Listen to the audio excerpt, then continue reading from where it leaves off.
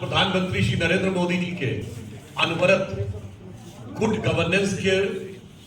कार्य के द्वारा राष्ट्र की सेवा करते हुए 24 वर्ष पूर्ण हुए और 25वें वर्ष में उन्होंने प्रवेश किया है।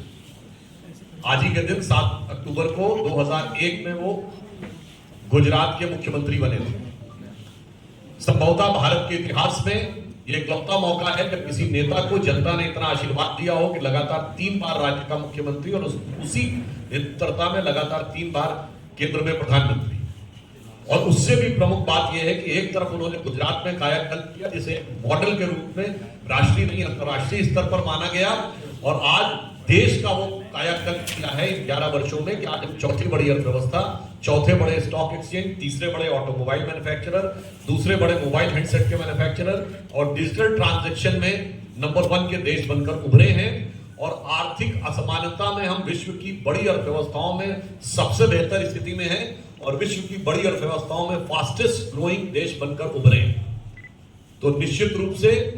ये सभी भारतीयों के लिए एक सुखद अनुभूति है, और इससे भी अधिक मैं कहूंगा ये प्रधानमंत्री मोदी जी के लिए भी उपलब्धि है और उनके ऊपर एक दैवी कृपा भी है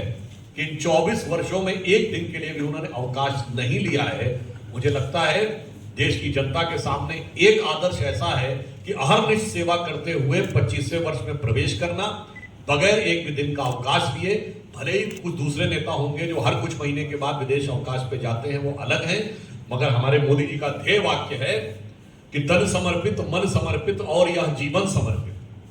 स्वप्न अर्पित, प्रश्न अर्पित, आयु का क्षण क्षण समर्पित, चाहता हूं देश की धरती तुझे कुछ और भी। दूसरा सवाल ये है कि सारे ओपिनियन पोल में बीजेपी को जेडीयू से काफी ज्यादा सीटें दी जा रही हैं, तो सीएम कौन होगा? देखिए, बिहार में चुनावी शंखनाद हो चुका है और जो अभी जनमत सर्वेक्षण आए हैं उनमें एनडीए को स्पष्ट बढ़त दिखाई पड़ रही है, परंतु आप आश्वस्त रहिए जब यह सर्वे एक्चुअल रिजल्ट में तब्दील होंगे तो यह एनडीए के पक्ष में प्रचंड बहुमत दिखाई पड़ेगा। और उसका एक और कारण भी है कि बिहार की जनता के बीच में एक तरफ है वो इंडी गठबंधन जो अंतर्विरोधों से भरा हुआ गठबंधन, पार्टियों के बीच में अंतर्विरोध, पार्टियों के अंदर अंतर्विरोध और पार्टी का नेतृत्व करने वाले परिवार के अंदर अंतर्विरोध। दूसरी तरफ एनडीए का गठबंधन केंद्र में श्री नरेंद्र मोदी जी और बिहार में नीतीश कुमार जी के नेतृत्व में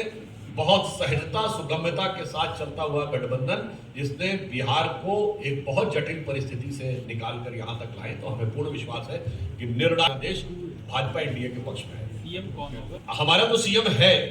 जिनके ख्वाबों ख्यालों में सीएम है उनसे पूछना चाहिए। और जो बड़के भैया छोटके भैया एक दूसरे को पीएम ईएम बोल के भी अघा जा रहे हैं, मगर उसके बाद भी आपने देखा कि वो सीएम बोल नहीं पा रहे हैं। आपको याद करो, प्रेस कॉन्फ्रेंस में पूछा गया राहुल गांधी जी से और बगले में बैठे थे तेजस्वी जी, और जब पूछा गया कि आपके गठबंधन का सीएम कौन होगा,